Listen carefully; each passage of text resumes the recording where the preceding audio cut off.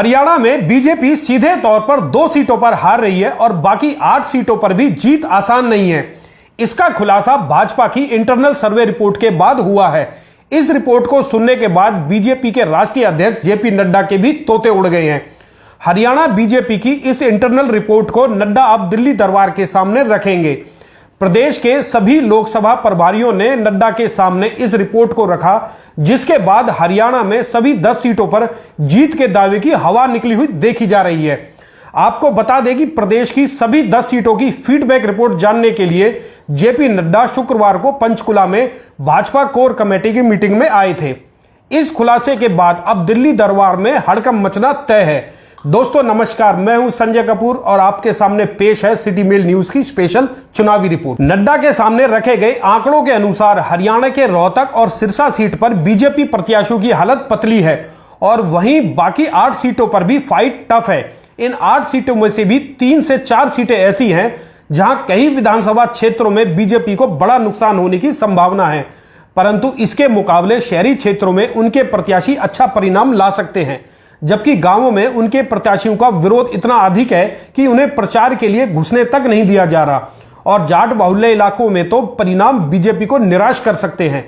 BJP की पतली हालत को समझने के बाद जेपी नड्डा को एक बार तो पसीना ही आ गया और उन्होंने सभी को निर्देश दिए कि अब वक्त जाया करने की बजाय मेहनत और कोशिश में जुटना जरूरी है।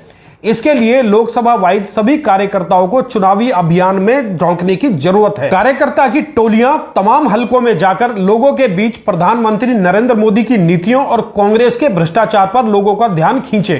उन्हें समझाएं कि मोदी जी ने देश का भरपूर विकास किया है।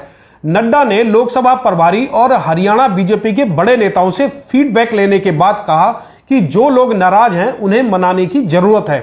फिलहाल नाराज नेताओं को यह समझाना होगा कि चुनाव मोदी को तीसरी बार पीएम बनाने का है। इस वक्त अपनी गुटबाजी और नाराजगी को छोड़ना होगा।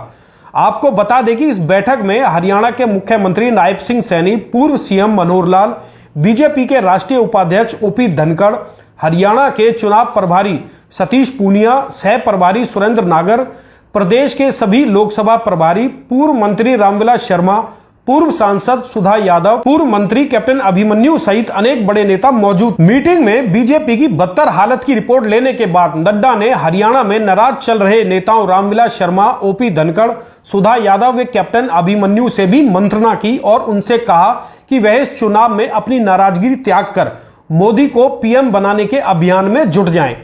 मजे की बात तो यह रही कि बीजेपी के राष्ट्रीय अध्यक्ष जेपी नड्डा की इस महत्वपूर्ण मीटिंग में जहां प्रदेश के सभी नेता मौजूद थे, वहीं हरियाणा के पूर्व मंत्री अनिल विज ने इस मीटिंग से किनारा कर अपनी नाराजगी का संदेश हाईकमान तक पहुंचा दिया।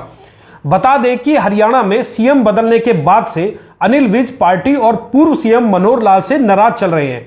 अपनी इसी नाराजगी को जाहिर करने के लिए विज ना तो चुनाव अभियान में सक्रिय हैं और ना ही नड्डा की मीटिंग में पहुंचे। माना जा सकता है कि बीजेपी को विज की यह नाराजगी भी भारी पड़ सकती है। असल खबर तो यह भी है कि वर्ष 2019 में बीजेपी ने हरियाणा की सभी 10 सीटों पर जीत दर्ज की थी। यहां तक कि बीजेपी ने रोहतक और सोनीपत सीट भी अपने कब्जे में कर ली थी, जहां से पूर्व सीएम भूपेंद्र सिंह हुड्डा और उनके बेटे दीपेंद्र सिंह हुड्डा की जीत तय मानी जा रही थी। मोदी की आंधी में दोनों बाप बेटे अपने दुर्ग को सुरक्षित नहीं रख पाए थे, परंतु 2024 के चुनाव में माहौल पूरी तरह से बदला हुआ नजर आ रहा है। बीजेपी के अपने सर्वे में यह साफ हो गया है कि इस बार जहां रोहतक और सिरसा उनके हाथों से जा सकती है, वहीं प्रदेश की सभी 90 सीटों पर ग्रामीण क्षेत्रों में उनका विरोध चरम पर है। इसलिए बीजेपी के सामने इस बार हरियाणा के अपने सबसे सेफ किले को बचाने की चुनौती है, जहां से वो सभी 10 सीटें जीतने का दावे कर रहे हैं।